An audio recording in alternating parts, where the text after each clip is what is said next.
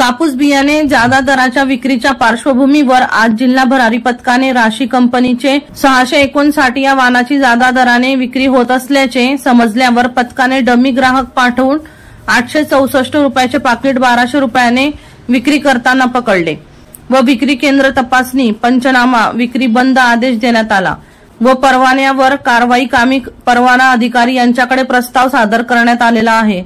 सदर कारवाई दरम्यान जिल्हा भरारी पथकातील सूरज जगताप, कृषी विकास अधिकारी विजय पवार, मोहीम अधिकारी विकास बोरसे, जिल्हा गुण नियंत्रण निरीक्षक धीरज बडे, कृषी अधिकारी व कृषी सहाय्यक सदर सापळा पथकात सहभागी होते।